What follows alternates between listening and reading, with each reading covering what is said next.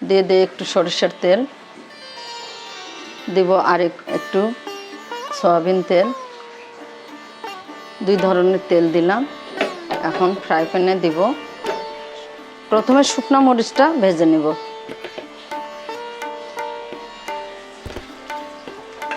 শুকনো মরিচটা ভেজে নিব তেলে, ভেজে যখন উঠে নিব তখন আস্তে আস্তে একটা একটা করে যা যা লাগবে সব দেব।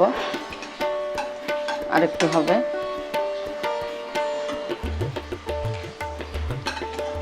ভেজে নিলাম। এখন চিংড়ি মাছের সাথে যা যা লাগবে এখন দিলাম কাঁচা মরিচ, সাথে দিলাম একটা বোম্বাই মরিচ, দিলাম রসুন কোয়া, এই যে দিলাম পেঁয়াজ,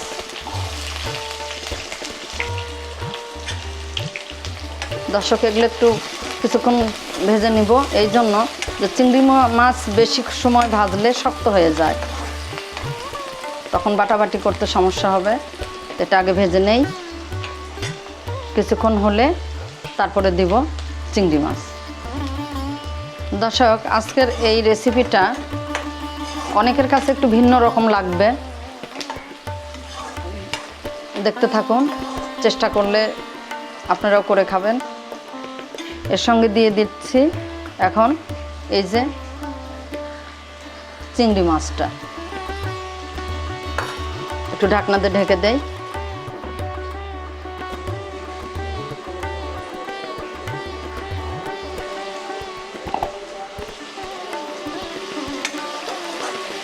দর্শক এটা ভেজে যখন উঠিয়ে নিব, এরপরে দিব যাবতীয় উপকরণ। এর সঙ্গে এই চিংড়ি মাছের সঙ্গে যা যা দিব, এই চিংড়ি মাছের সঙ্গে দিব কেটে রেখেছি এই যে পটল, এটা তেলে ভেজে নিব আগে, এটা হোক। তারপরে দিব ছোট আলু, ওটাও তেলে ভেজে নিব। তারপরে দিব হচ্ছে কাঁঠালের বিচি, মানে সব একত্রিত করব আস্তে আস্তে। এর মধ্যে সামান্য একটু হলুদ গুঁড়া দিব, সৌন্দর্য দেখার সুন্দর হওয়ার জন্য।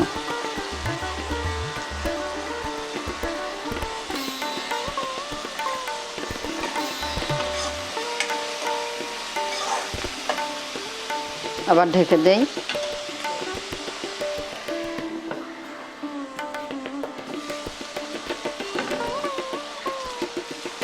দর্শক ভাজা প্রায় শেষ,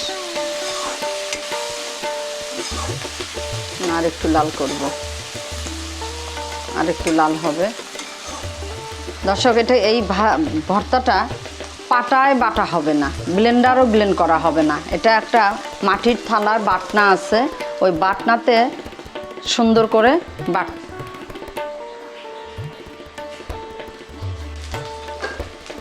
দর্শক একদম ভাজা শেষ, উঠিয়ে নিব। এরপরে দেব আর যা যা এর চিংড়ির সঙ্গে লাগবে বা দিব আমি। দুটা পটল কেটে নিয়েছি,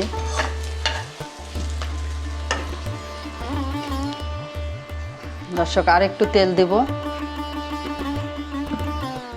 এরপরে দিব এই পটলটা দিয়ে এটা একটু সুন্দর করে ভেজে নিব, সেদ্ধ হওয়া পর্যন্ত ভাজতে থাকবো। একটু ঢাকনা দিয়ে ঢেকে দেই।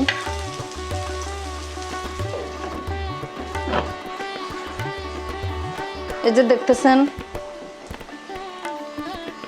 এই যে বললাম যে পটলটা আগে ভেজে নেই, পটলটা একদম ভর্তার মতো উপযোগী হয়ে গেছে, ভাজার যতটুকু দরকার ছিল। এখন এর মধ্যে দিব আলু, এর মধ্যে দিব কাঁঠালের বিচি। এগুলা প্রেসার কুকারে একটু সিটি মেরে নিছি, কারণ এইভাবে তো পানি না দিলে সিদ্ধ হবে না, আর এখানে পানি দেব না। পানি দিলে ভর্তাটা প্যাঁচপ্যাঁচা হবে, পানি না দিলে ভর্তাটা সুন্দর হবে। এখন সব যখন যাবতীয় ভর্তার একটা থালা আছে, দেখাবো আপনাদের।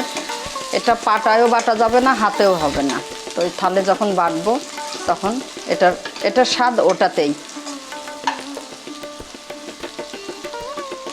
বেশিক্ষণ লাগবে না, যেহেতু সিটি মারা আছে।